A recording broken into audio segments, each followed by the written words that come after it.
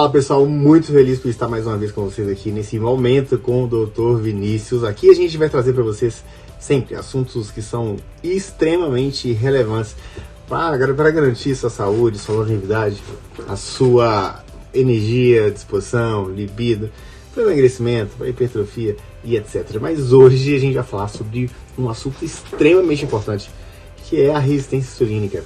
Essa insulínica que é virtualmente praticamente todas as doenças não infecciosas têm um pano de fundo na resistência insulínica.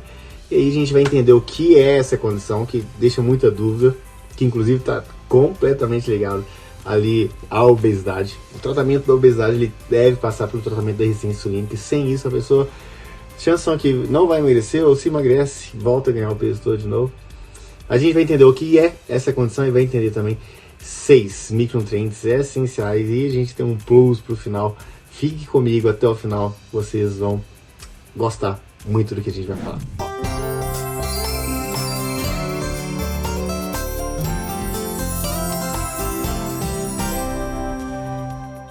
Meu nome é Dr. Vinícius Andrade, eu sou médico especialista em clínica médica, nefrologia, mas também médico do esporte, nutrólogo, mas eu quis dar o próximo passo no sentido de cuidar dos meus pacientes, cuidar da raiz. E nesse contexto eu fiz medicina funcional e hoje eu tenho uma visão funcional de toda a saúde e de como ajudar os pacientes dentro de um contexto, dentro de um cenário de cuidar do terreno biológico. Isso para mim foi realmente muito importante e é isso que eu vou trazer para você sempre aqui nesses vídeos do YouTube, como cuidar do seu terreno biológico para que você tenha bons frutos em relação à sua saúde, que você tenha aí longevidade, saúde 100%, que você tenha energia, disposição, libido e tudo mais, que você consiga aí manter um físico adequado. Então vamos lá, vamos falar sobre resistência à insulina. Olha, a resistência insulínica ela é virtualmente associada a todas essas condições, é o pano de fundo para todas essas condições não infecciosas, doenças cardíacas, cânceres, fígado grosso, rim dos ovários policísticos da mulher, disfunção erétil, enxaqueca, arritmia, AVC, demência, gordura corporal, própria diabetes, é o início da diabetes. Quando a gente diagnostica a resistência insulínica, a gente está pegando diabetes talvez às vezes 10 a 15 anos antes da própria diabetes acontecer. Mas aí a gente tem que combater toda essa condição. E o que é realmente a resistência à insulina? A resistência à insulina, na verdade, ela tem um crosstalk. Ela e a inflamação crônica, elas se comunicam. A inflamação crônica leva à resistência insulínica, e por sua vez a resistência insulínica leva à inflamação. Duas condições que estão por trás de todas as doenças não infecciosas, e detalhe, elas fazem com que as pessoas que têm doenças infecciosas, como por exemplo o Covid, tenham um desfecho muito ruim dentro do cenário da infecção. Então combater a resistência insulínica e a inflamação é o nosso objetivo, e é isso que eu tento levar dentro dos meus consultórios e aqui para vocês nos nossos vídeos aqui no YouTube. Mas o que é realmente essa resistência insulínica? Olha, imagine que a gente foi ali na padaria, comprou, padaria maravilhosa, comprou um cookie de chocolate, muito bonito inclusive, e aí esse cookie vai entrar na corrente sanguínea como glicose, certo? Só que essa glicose, ela não pode ficar na corrente sanguínea, senão a pessoa vai ter um problema de saúde que se chama diabetes do tipo 2, que é a glicose alta na corrente sanguínea. Aí é recrutado então um órgão, esse órgão se chama pâncreas. O pâncreas é aqui, ó, esse pequeno órgão em formato de longitudinal, assim, que libera aqui essa chavinha que a gente está vendo, que é a insulina, que vai pegar a glicose e vai pegar a célula, abrir a célula e pega a glicose e coloca a glicose lá para dentro da célula para ser utilizado como energia e tudo mais. Entretanto, imagine que essa pessoa então vamos lá, comeu aqui um prato inteiro de cookie. E aí essa glicose está entrando aqui para dentro da célula e não para mais. Só tem que agora essa célula está lotada de glicose. É muita glicose que chegou e a célula o que ela faz? Com um mecanismo de defesa, ela fecha o receptor para a entrada de nova glicose, ou seja, o receptor fechado para a entrada de nova glicose. Isso é a resistência à insulina, ou seja, a nossa insulina, ela não está fazendo mais aquele efeito desejado. E agora, essa célula está fechada para a ação da insulina, de modo que não deixe essa glicose entrar mais.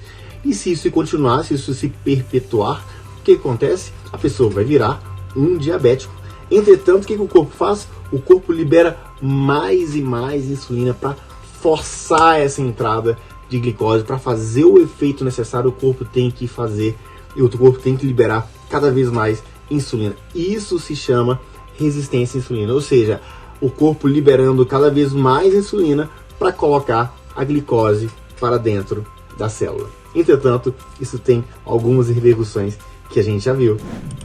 Dentre as repercussões, aquilo que eu já falei, todas essas doenças cardiovasculares, síndrome dos ovários policísticos, câncer, fígado gorduroso, a gente vê uma epidemia de fígado gorduroso, disfunção erétil, a própria enxaqueca, arritmia, AVC, demência e aquilo que as pessoas lutam muito, que é a gordura corporal.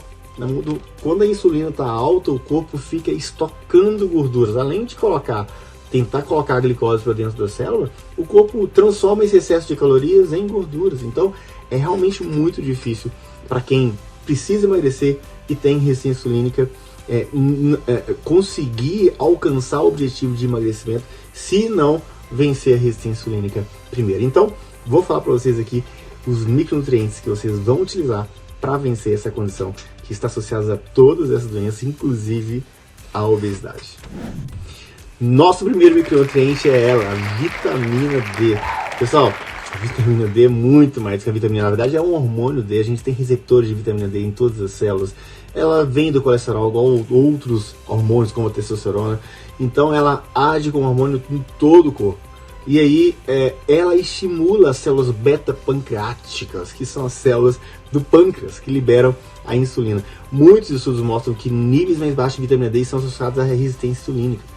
Então, aqueles níveis que a gente acha, aqueles níveis que na verdade a gente vê no paciente, e aqueles níveis estão baixos de vitamina D, eles devem ser suplementados. Obviamente, a gente tem que suplementar sempre vitamina D segundo os valores laboratoriais. Então, é necessário repor a vitamina D desde que os níveis sejam baixos e desde que a gente tenha esse interesse realmente importante, né, de vencer essa condição que se chama resistência insulínica. Quais são as fontes? A gente já sabe. Exposição solar, próprio salmão, a sardinha, gema de ovo. Entretanto, as fontes alimentares não são tão ricas assim. E ninguém fica tomando sol, né, sem roupa e tudo mais.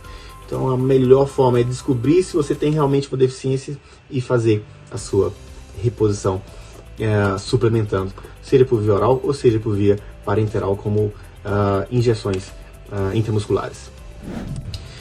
E no número 2, o magnésio, esse importante eletrólito que, diga-se de passagem, é realmente muito deficiente. Quem ganha na deficiência ali é a vitamina D, que já falei antes, mas também o magnésio. Existe uma epidemia de deficiência de magnésio. Esse eletrólito que, como eu disse, que é extremamente importante, faz um suporte para a saúde absurdo. Ele reduz a pressão arterial, ele melhora os índices cardíacos e também melhora a função da insulina. Participa de centenas de reações no nosso corpo. Pessoas que não recebem magnésio suficiente têm uma tendência a desenvolver diabetes tipo 2, síndrome metabólica, osteoporose, doenças cardiovasculares. Alguns indivíduos eles têm uma necessidade maior de magnésio e esses indivíduos eles requerem uma suplementação, inclusive mais contundente. Existem várias formas de suplementar magnésio. A gente tem que ficar muita atenção porque algumas formas eles são extremamente laxativas. Então, muita atenção com isso. As fontes de magnésio incluem nozes, abacate, grão de bico, folhas verdes e grãos integrais. Número 3, a gente tem o zinco. O zinco também tomou uma importância muito grande aí durante a pandemia. A gente sempre falava de fortalecimento da imunidade. Sim, o zinco ele tem essa ação importante no fortalecimento da imunidade, mas não é só isso não. Ele é essencial no metabolismo, em muitos processos, incluindo nas crianças, no crescimento, no desenvolvimento. Na visão, na fertilidade, na produção de testosterona, na produção dos espermatozoides. Então, é uma função antioxidante importante. Então, o zinco é realmente importante dentro do contexto de uma saúde global, mas também, falando da insulina, ele é importante na secreção e no armazenamento da insulina. Então, baixos níveis de zinco no corpo estão associados à secreção de insulina prejudicada e uma sensibilidade à insulina reduzida. A suplementação de zinco demonstrou em vários estudos diminuir o HOMA-IR, que é um marcador de resistência à insulina. Gente, ó, as referências estão aqui, beleza? Então, as comidas que são fontes de zinco incluem ostras, carnes bovinas, soja orgânica, iogurte, nozes, legumes e queijo. E o nosso número 4 aí é um ativo que eu gosto muito por ser um importante varredor de radicais livres, de redução da inflamação. Na verdade, é um dos mais fortes varredores de radicais livres, o ácido alfa-lipóico.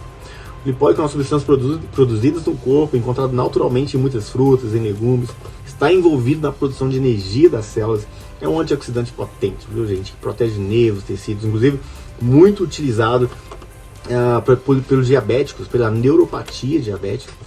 E aí a gente tem também alguns estudos mostrando que o ácido alfa-lipóico dá suporte no peso, na redução, no emagrecimento e aumenta a sensibilidade à insulina. É incrível. Umas fontes de ácido alfa-lipóico são espinafre, brócolis, ervilha, couve de Bruxelas, tomates e as carnes, principalmente aquelas carnes que ficam ali no pasto, alimentado no capim. E o nosso número 5 são os probióticos. Os probióticos são bactérias benéficas, né, para o nosso corpo.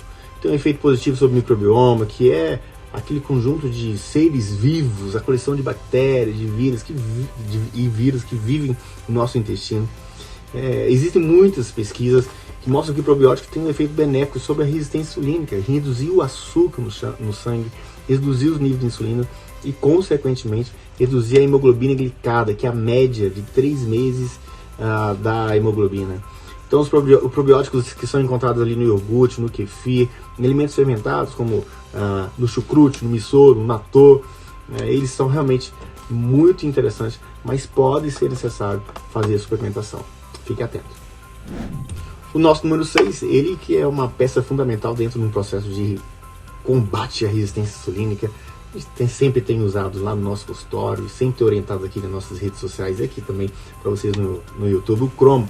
Picolilato de cromo, extremamente necessário pelo organismo, desempenha um papel fundamental na insulina. O mecanismo de ação realmente não é tão bem compreendido, mas existem alguns estudos que analisam o efeito do cromo na resistência insulínica, no controle da glicemia. Alguns são meio inconsistentes, mas outros mostrando sim benefício.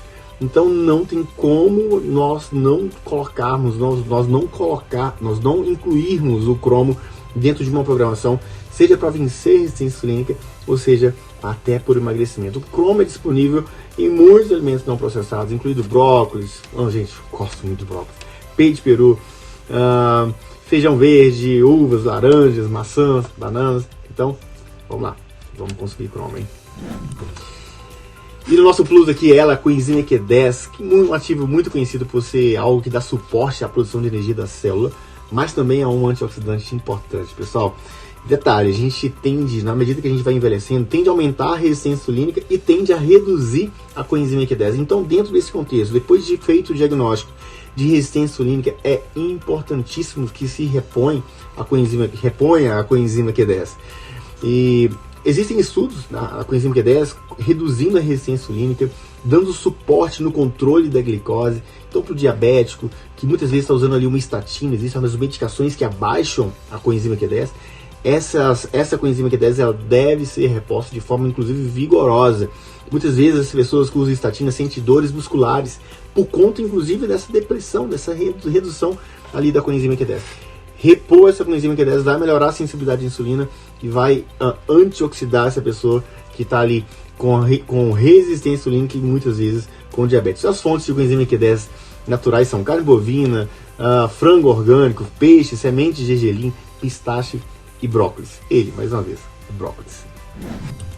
E no nosso último plus a gente tem atividade física e ajuste dos hormônios. Pessoal, a gente deixou por último a cereja do bolo por último, porque a atividade física é algo que vai ser adjuvante, mas de forma contundente na correção desses distúrbios metabólicos. O contexto, o cenário metabólico, ele é todo melhorado com a atividade física. Quando você fala de exercício resistido, o corpo ele vai utilizar a glicose nos músculos, independentemente da insulina. Então, esse cenário metabólico ele vai ser todo melhorado. Além disso, a gente sabe hoje que o músculo é um órgão endócrino. Na medida que você estimula, várias miocinas vão sendo liberadas, entre elas a interleucina 6, que é anti-inflamatório. Então a gente tem várias miocinas e vários mecanismos metabólicos que vão reduzir essa resistência à insulina. Pessoal, quem tem diabetes, quem tem doenças crônicas, hipertensão, doença renal crônica, deve fazer exercício físico. Qual é o melhor? Eu volto no exercício resistido, seguido de uma atividade física de aeróbica para melhorar o condicionamento cardiovascular.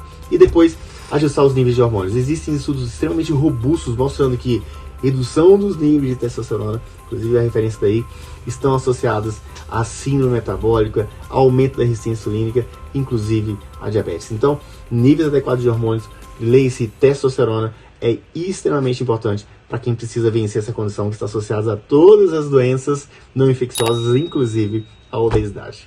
Saúde e paz, eu vejo vocês em uma próxima.